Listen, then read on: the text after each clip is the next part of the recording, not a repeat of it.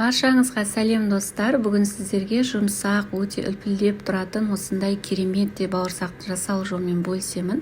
Бір жасағаннан сәтті шығады. Осы рецептпен жасап көруге кеңес беремін. Бауырсақтарымыз әп-әдемі болып шығатын болады. Видеоны толық соңына дейін қарап, менімен бірге болыңыздар. Алдымен апарасын жасап аламыз. Жылы суымызға ашытқымыз саламыз және оның үстіне қант саламыз. Осы барлық ингредиенттерімізді жақсылап араластырамыз және де бетін пищевая пленкамен немесе ыдыспен жауып, жылы жерге көтерілгенше 10 минутқа қойып қоямыз. Әзірше бөлек ыдысымызды алып, оған жұмыртқамыз саламыз және оның үстіне татымына қарай 1 шай қасық тұз саламыз және де ерітілген сары май саламыз және де жылы сүтімізді құямыз. Достар, барлық ингредиенттердің граммдарын мен төмендегі описанияға қалдырып кетем, сол жерден толық қарай аласыздар. Енді барлығын жақсылап араластырамыз және дайын болған көтерілген ашытқымызды осының ішіне құйып, толықтай барлығын жақсылап араластырамыз. Содан соң ұнымызды салатын боламыз. Бұл жерде шамамен менде 700 граммдай ұн. Ұнды міндетті түрде електен өткізіп алып салғандарыңыз дұрыс болады. Және де ұнды салған уақытта барлығын бірден салып жібермеңіздер. Осылай 3-4 бөлікке немесе қасықтың көмегімен сала отыра араластырамыз. Сонда біздің қамырымыз жұмсақ, біркелкі болып шығатын болады. Мен осылай қасықпен салдым және де блинчикпен шамалы араластырдым. Қою болған уақытында соңғы ұнымның барлығын салып, қамырды қолмен илейтін боламыз. Қолымызбен илеген уақытта жақсылап илейміз.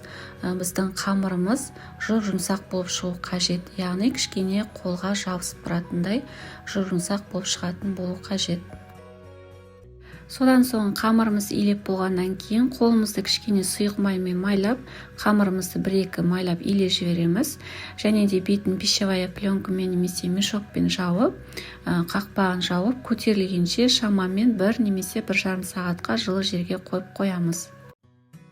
Мінекей шамамен 1 сағат болған кезде біздің қамырымыз толықтай көтерілді және де осы бір көтерілгеннен мен бауырсақтарды жасай беретін боламын.